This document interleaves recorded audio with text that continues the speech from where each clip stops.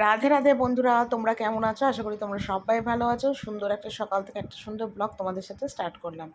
তো ঘুম থেকে উঠেছি কিন্তু অনেকক্ষণ আগে, অনেকক্ষণ প্রায় 2 ঘন্টা আগে উঠেছি। কিন্তু তোমরা হয়তো ভাববে 2 ঘন্টা উঠে আমি কী করলাম, ব্লগটা শুরু করলাম এত দেরি করে। হ্যাঁ গো, 2 ঘন্টা আগে শুরু করে মানে উঠেছি, কিন্তু ব্লগ শুরু করলাম এতক্ষণে। কারণ কি বলো তো, আমি উঠে আমার যত বাসি কাজ ছিল সেগুলো সেরে নিয়েছিলাম, আর ফোনে ছিল না চার্জ, তাই জন্যে কিন্তু আমি ভিডিওটা স্টার্ট করতে পারিনি।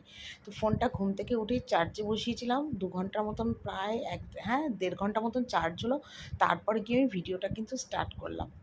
তোমরা হয়তো বলবে যে সকালে যখন ভিডিও করো তাহলে কেন চার্জটা আগে থেকে দাও না? রাত্রিবেলা কিন্তু ফোন আমি চার্জ দিয়েই শুতে পারি, কিন্তু ফোনে রাত্রিবেলা চার্জ দিই না। যদি কোনো কারণে ওভার চার্জ হয়ে যায়, ফোনটা আমার খারাপ হয়ে যায়, তখন আমি ব্লগ করতে পারবো না। সেই একটা ভয়, কেন পয়সা নেই যে আমি একটা নতুন ফোন সঙ্গে সঙ্গে কিনবো, বা পয়সা অতটাও নেই যে একটা ফোন ঠিক করতে গেলে এখনকার যুগে অ্যান্ড্রয়েড ফোন 2,000 টাকা 1,500 টাকা লাগে, সেটাও আমার পক্ষে সম্ভব না। সেই জন্য ফোনটাকে আমি খুব যত্ন সহকারে ব্যবহার করি, যাতে আমার ফোনটা খারাপ না হয় এবং আমি ডেইলি ভিডিও যাতে তোমাদের কাছে দিতে পারি।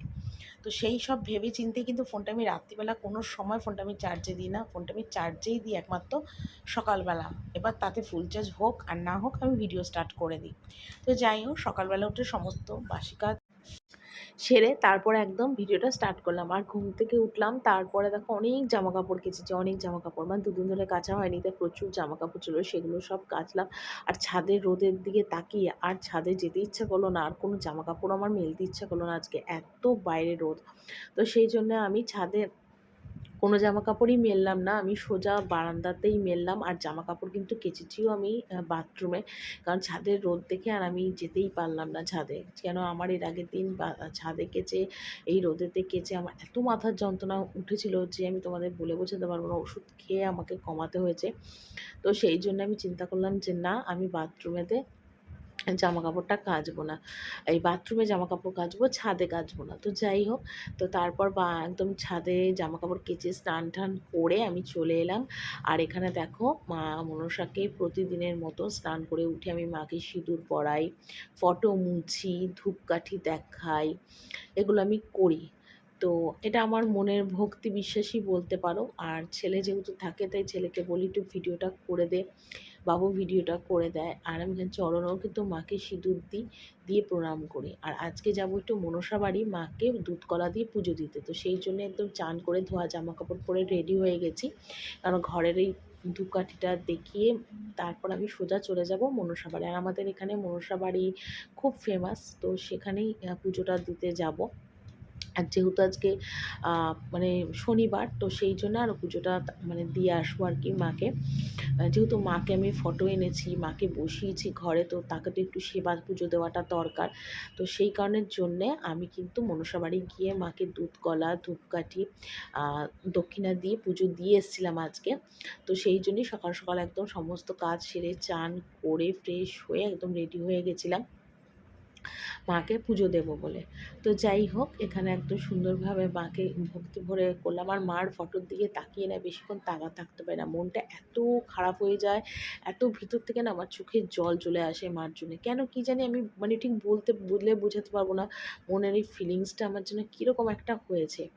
তো যাই হোক, এখানে দেখো সারা ঘরেতেই আমি ধূপকাঠি দেখালাম, সারা ঘরে যে আমার ঠাকুর আছে আমি তাদের ধূপকাঠি দেখালাম, দিয়ে তারপর আমি পুজো দিয়ে চলে এলাম। আর দিয়ে সেখানে দেখো রান্না যেটা করব সেটার জন্য কাটছিলাম। আর এখানে কিন্তু একটু আলু ভাজা কাটছিলাম, কেন বললো একটু আলু ভাজো, কারণ অনেকটা বেলা হয়ে গেছিলো।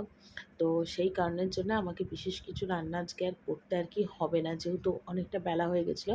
তো যা ছিল ঘরে আমি সেটাই রান্না করছিলাম। তো তার আগে সমস্ত জিজ্ঞাসা করেই এসেছি যে আমি কি কাটবো বা কি রান্না করব, কারণ আমি তো আর আমার নিজের পছন্দ মতো কোনো সময় রান্না করি না। আমি কিন্তু আমার শাশুড়ি ননদ সবাইকে জিজ্ঞেস করেই রান্নাটা প্রতিদিন করি, প্রতিদিন। তো যাই হোক, এখানে কেটে কুটে গুছিয়ে নিলাম। তারপর তোমাদের দাদাভাই যেগুলো এনেছিল দোকান থেকে সেটা তোমাদের দেখিয়ে দিচ্ছি, আমি দেখালাম না আজকে, কিন্তু ছেলেই ভিডিওটা করে তোমাদের দেখাচ্ছে। আর এই যে টমেটো এনেছিল, একটু টমেটোর চাটনি করবো, একটু টমেটোর ডাল করব। তো সেটা কিন্তু বাবুই দেখিয়ে দিল তোমাদের। তো তোমাদের একবার রান্নাটা দেখিয়ে দিই। এখানে দেখো প্লেন সাদা ভাত করেছি, এখানে মুগের ডাল সিদ্ধ, আর এটা কিন্তু কালকের বাটা, ঠিক আছে, পটলের খোসা বাটা। আর এখানে করেছি একটু নরম নরম করে আলু ভাজা।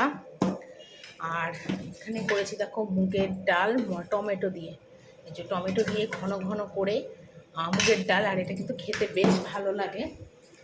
আর এখানে করেছি দেখো সয়াবিন আলু, একদম দেখো কষা কষা করে লাল লাল করে, দেখো তেল তেল করে একদম সয়াবিন আলু করেছি। আর এখানে দেখো টমেটোর চাটনি, আর এটা কিন্তু আমার ছেলের, ঠিক আছে, আলাদা করে বেড়ে রেখেছি। তো এই হলো দুপুরের মেনু। রান্না বান্না শেষ করেও আমার শান্তি নেই বা শেষ নেই কাজে। তারপর আবার চলে এলাম দেখো বাসনগুলো গুছোতে। প্রতিদিনের মতন যে বাসনগুলো আর কি আমি গুছোই, সেগুলোই গুছোতে চলে এলাম। তো যাই হোক, সকাল থেকে কাজকর্ম শুরু হয়েছে, এখনও পর্যন্ত একটু রেস্ট নেওয়ার টাইম পাইনি, বসারও টাইম পাইনি। সব কাজ সেরে তারপর একবারে গিয়ে একটু ঘরে রেস্ট করবো। আর গরমটা এতটা পড়েছে না, কাজ করতে করতে না প্রচণ্ডভাবে হাঁপিয়ে যাচ্ছি, পাখার তলাতেও ঘেমে যাচ্ছি, এত গরম লাগছে। যদিও আমাদের রান্নাঘরে কিন্তু পাখা লাগানো আছে, মানে যেখানে আমি রান্না করি সেখানে পাখা লাগানো নেই।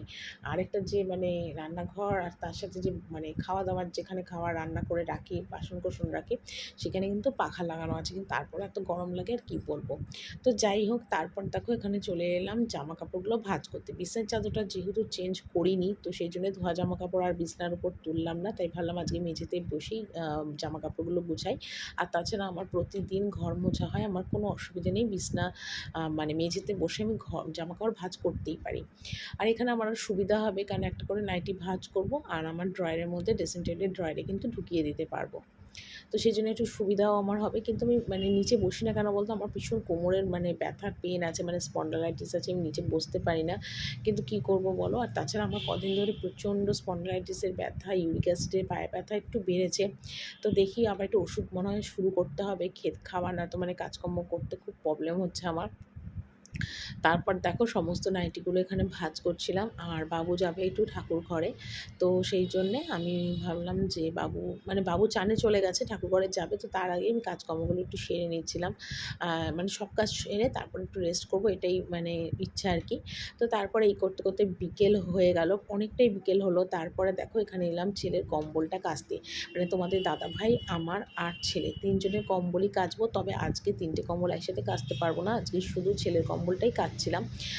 সাবান দিয়ে, আর যে রিনের যে বাটগুলো হয় না সাবানের, সেই দিয়ে যা কম্বলগুলো কাচছিলাম। আর এত বড় ভারী কম্বল নিজের পক্ষে কাচা সম্ভব না, তাই পা দিয়ে পাড়িয়ে পাড়িয়েই আর কি কাচছিলাম। অনেকটাই নোংরা হয়েছিল, আর আমি কম্বল দিই না, কারণ এখনকার যুগে কম্বল ডাই ওয়াশে দেওয়া মানে প্রায় 600-700 টাকার মতন নেবে ডাই ওয়াশ করতে। আর সত্যি কথা, আমাদের সাধারণ ঘরে এত টাকা দিয়ে ডাই ওয়াশ করা সম্ভব না। তাই আমি যখনই কম্বল কাচি, আমি কিন্তু ঘরে এইভাবে এই পদ্ধতিতে কাচি। জানি না তোমরা কে কীভাবে ঘরেতে কম্বল কাচো, তবে আমি যখন কম্বল কাচি, আমি ঘরে এরম সাবান দিয়ে গামলায় ফেলে ভালো করে পাড়িয়ে পাড়িয়ে তারপর কিন্তু আমি কেচে নিই। এতে কিন্তু নোংরাটাও অনেকটা বেরিয়ে যায়, পরিষ্কারও কিন্তু হয়ে যায় আমার মনে হয়। মানে সেই পয়জনটা তো থাকে না, যে দীর্ঘদিন ধরে কম্বল সারা শীতে ব্যবহার করা হলো আর তারপরে সেটা থাকে না। তো এখানে দেখো ভালো করে কিন্তু সাবান দিয়েছি, কিন্তু সাবানটা পুরো কেটে গেল, কিন্তু মানে 3-4 বার ভালো করে ধুলে কিন্তু একদমই নোংরাটা বেরিয়ে যাবে, কোনো অসুবিধা হবে না আর কি। তো যাই হোক, আজকে একটা কম্বলই মানে কাচলাম, আর বাকি দুটো দেখি দুদিন পর হয়তো কাচবো, একবারে সব পারবো না। কারণ এমনিতেও আমাদের না মানে পাম্পে একটু ডিস্টার্ব করছে বলে জলটাও ঠিকঠাক উঠছে না, তো সেই জন্যে একটু অসুবিধা হয়ে যাচ্ছে। তো যাই হোক, আর এখানে দেখো সমস্ত করছি, আর পারছিলাম না, মানে এত ভারী হয়ে গেছিলো যে দড়িতে মেলার মতন পরিস্থিতি নেই, আর দড়িতে মেলাও যেত না, একদম মানে ছিঁড়ে দড়ি হয়তো পড়েই যেত। তো সেই জন্যে আমি কিন্তু এইভাবেই কম্বলটাকে মেলে দিচ্ছি, জলটা ঝরে গেলে বারান্দায় করে দেবো আর কি। আর মোটামুটি কম্বলটা কিন্তু পরিষ্কার হয়েছে, জানি না তোমরা দেখে কি বুঝলে বা কী। তবে আমি প্রায় 4বার গামলাটা ভালো করে ধুয়েছি, পরিষ্কার হয়ে গেছে আর কি। তো যাই হোক, কালকে আরেকবার রোদে দিয়ে দেবো, তাহলে একদম ফকফকে শুকিয়েও যাবে, একদম রোদ পুড়িয়ে যাবে, তারপর কিন্তু কম্বলটাকে আমি একদম দিয়ে দেবো। তো যাই হোক, তারপরে আমার একটু রান্না বাকি ছিল, তবে এই রান্নাটা কিন্তু আমি রাত্রিবেলার জন্য করতে চলে এলাম সন্ধেবেলা, প্রায় এখন 6টার মতো বাজে, সন্ধে টন্ধে দিয়ে তারপরে এলাম। ইঁচড় করার কথা ছিল, তখন আমার টাইমে কুলোয়নি, তাই ইঁচড় করিনি। তো ইঁচড়টা মানে সিদ্ধ টিদ্ধ করে রেডি করে রেখে গেছিলাম, যেটা এখন আমি করতে চলে এলাম। ইঁচড়টা এটা রাত্রিবেলা সবাই বলছিল রুটি দিয়ে খাবে, তো সেই জন্যে এখন করলাম ইঁচড়টা আর কি। তো চলো, আজকে ইঁচড় রান্না করতে করতে এই ভিডিওটা আমি আজকে এখানেই শেষ করছি। কেমন লাগলো আমার ভিডিওটা অবশ্যই কমেন্ট করে জানিও, ভালো লাগলে কমেন্ট করো, খারাপ লাগলেও কমেন্ট করো, যেটা লাগবে যেটা দিয়ে কমেন্ট করো। আর আমাকে অনেক অনেক করে সাপোর্ট করো, ভালোবাসা দিই, কারণ তোমাদের ভালোবাসার সাপোর্টের আমার অনেক প্রয়োজন, আর তোমাদের ভালোবাসার সাপোর্ট ছাড়া কিন্তু আমি এক মুহূর্তে এগোতে পারবো না। তো এইভাবে তোমরা পাশে থেকো, সবসময় পাশে থেকেও ভালোবাসা দিও। তো চলো, আজকে ইঁচড় রান্না করতে করতে এখানেই ভিডিওটা শেষ করছি। কালকে আমি একটা সুন্দর ভিডিও নিয়ে চলে আসবো। সবাই ভালো থেকো, টাটা।